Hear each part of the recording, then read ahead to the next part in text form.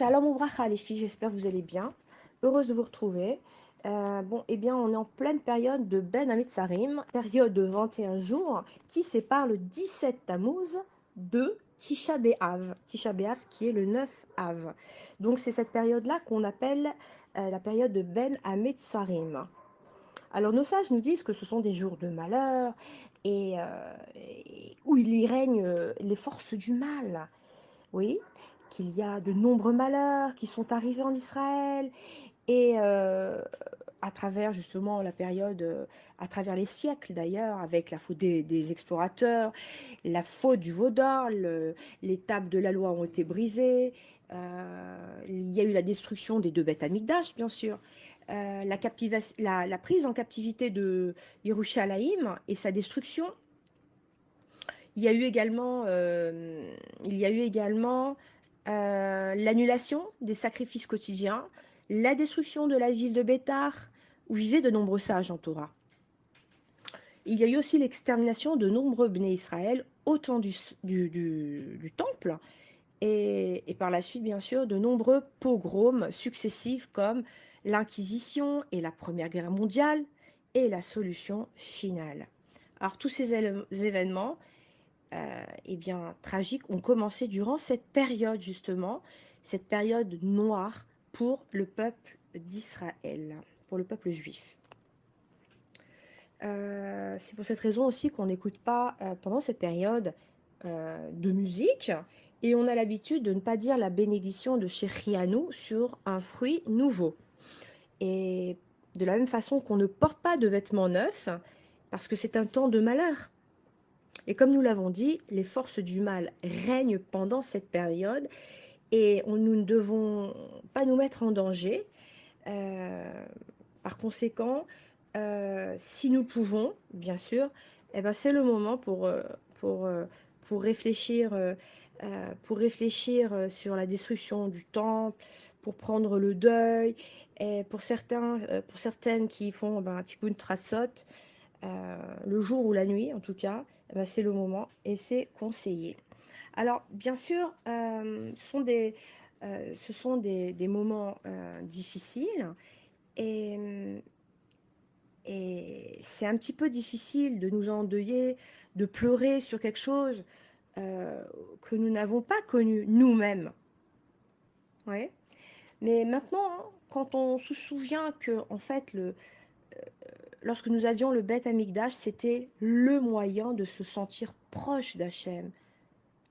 Et le fait d'avoir le Beth Amikdash, cela nous a permis aussi, nous permettait de ressentir un bien-être profond. D'accord? De fusionner avec Hachem également. Et nous n'avons plus cela.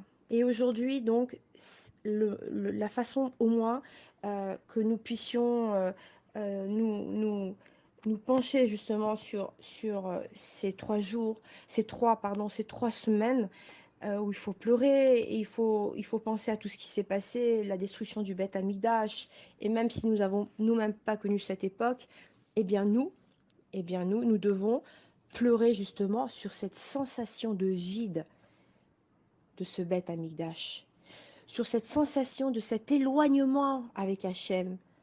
C'est sur ça que nous devons pleurer. Et lorsqu'on comprend cela, alors c'est sûr que nos larmes elles vont couler. On va devoir prier devant Hachem. On va devoir lui dire à Hachem que nous ne pouvons plus supporter cette profanation de son nom, que nous ne pouvons plus supporter cet éloignement, son absence, et que nous voulons absolument, nous devons demander à Hachem de se révéler dans le monde, et surtout, autour du Mashiach, autour du 3e temple. Et justement, vous savez quoi? Hachem, il attend juste que nous lui demandions, mais sincèrement, avec un cœur entier, un retour justement à ce temps béni. Et dans le Talmud, donc le Talmud nous raconte que lorsque Rabbi Yoshua ben Lévi a demandé à Eliaou Hanavi quand est-ce Hachem enverrait enfin le Mashiach, ce dernier lui répondit: lui a répondu, Ayom imbekolo tishmeru. Aujourd'hui, si vous écoutez la voix d'Hachem. Et donc, pour pouvoir hâter cette rédemption, si Dieu veut, cette rédemption future, il nous convient donc à chacune de nous efforcer de, de marcher dans le chemin de la Torah, d'étudier la Torah, d'être lié à la Torah, d'étudier nos midotes, d'aimer son prochain, de pouvoir justement regarder les gens avec un œil amoureux. C'est un grand mot, vous allez me dire, mais un œil, on va dire, c'est comme quand avec nos enfants, bon, des fois on a envie de leur donner une gifle, tellement ils nous ont énervés, mais bon, on le fait pas. On le fait pas par amour, parce que on se dit tout simplement, bon, c'est mon enfant, je vais lui donner une punition, mais je vais pas le frapper. Et ben c'est pareil, on ne doit pas avoir de haine. On ne doit pas avoir de haine les uns envers les autres. Et surtout, surtout, ce qui est très important, eh bien, c'est de pouvoir savoir que nous pouvons faire tchouva. Même le plus éloigné des Réchaïm peut faire tchouva. Il ne faut pas penser que parce que nous avons fait les pires bêtises, que nous avons été loin dans nos actions, qu'on ne peut plus, qu'on est loin d'Hachem et qu'Hachem refusera bien de nous pardonner. Non, c'est faux.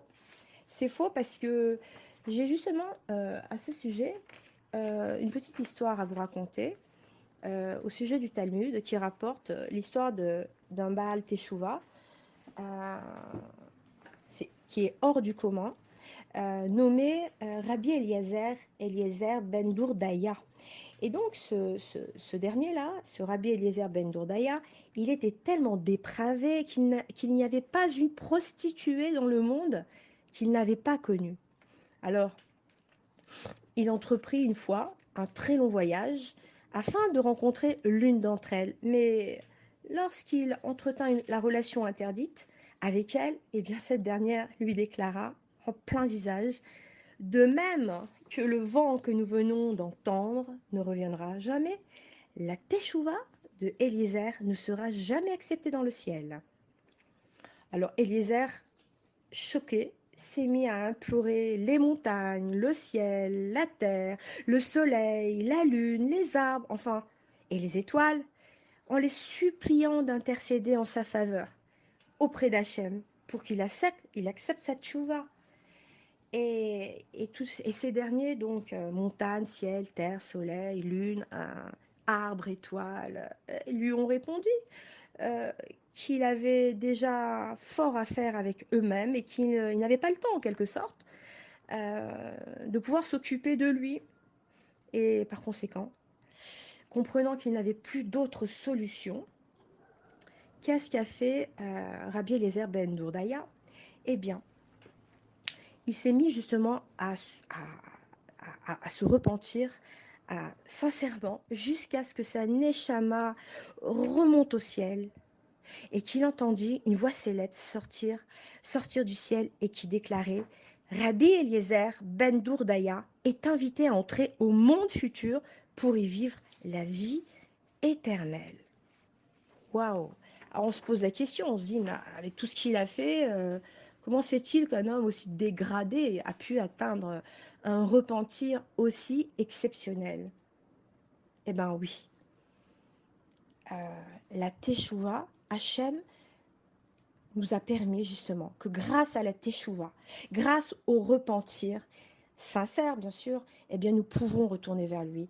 Et nous devons donc, il y a des choses à respecter comme l'étude de la Torah, point très important, l'amour de son prochain, un point très important, juger les autres avec amour, d'accord, la médisance, ne pas parler, ne pas parler, ne pas faire de la shonara, et surtout, surtout, aujourd'hui, il faut tout faire, parce que la force de la teshuva, eh bien, elle est bien plus grande qu'on ne le pense, et on peut, avec la teshuva, on peut arriver à de grands miracles.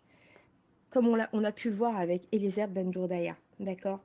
Il savait que les fautes qu'il avait commises étaient abjectes aux yeux d'Hachem, et lui, il pensait donc qu'il s'était invalidé pour toujours aux yeux d'Hachem, et que sa prière ne valait plus rien, d'accord, aux yeux d'Hachem. Eh bien, ce qui s'est passé, c'est que il a quand même osé, parce qu'il a bien vu qu'il s'est retrouvé seul, plus personne ne pouvait l'aider, oui. Eh bien, nous, c'est pareil.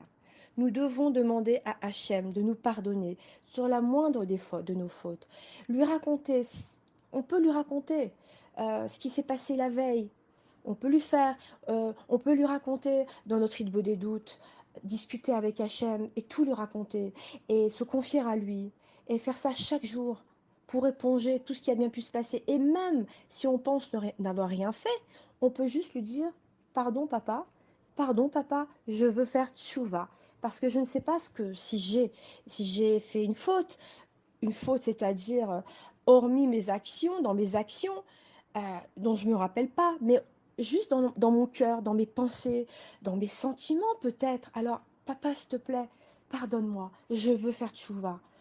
Et vous savez quoi? Alors, si on fait ça chaque jour, on fait tchouva, on étudie la Torah, on, on pleure justement sur ce, sur ce bête amigdash que nous avons perdu, sur ces deux bêtes amigdash que nous avons perdus et que nous voulons absolument récupérer, que nous voulons absolument que Hachem nous renvoie ce troisième bête amigdash, oui, eh bien, il faut le demander haut et fort. Et pas seulement d'une façon désintéressée, non, non. Il faut le demander avec un cœur entier, encore une fois. D'accord? Et avec beaucoup de Messirut Nefesh, avec beaucoup de Ahava, de Ahava, oui, c'est sûr, mais je voulais dire de Anava. La Anava, oui, la Anava est très importante. La Anava, ce qu'on appelle la Anava, c'est l'humilité, d'accord? Baisser la tête, faire de la place à Hachem et lui dire qu'on n'y arrive pas tout seul. On a besoin de lui. On a besoin. Donc, on fait notre ishtadlout, on lui envoie notre paquet et il s'occupe du reste.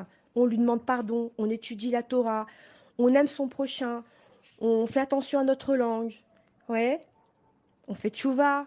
Et alors, Bezrat Hachem, eh bien, et on prend bien sûr conscience du vide que nous avons d'Hachem, parce que nous voulons qu'il revienne, nous voulons le couronner, d'accord? Eh bien, Hachem nous prendra en pitié et nous délivrera de toutes nos souffrances. Bezrat Hachem. C'est ce que je nous souhaite à toutes. Et bien sûr que nous ayons justement le mérite de prier et d'œuvrer pour la gloire d'Hachem afin de nous rapprocher d'Akadosh Baruch Hu et que nous soyons des exemples pour nos enfants. Bezrat Hachem.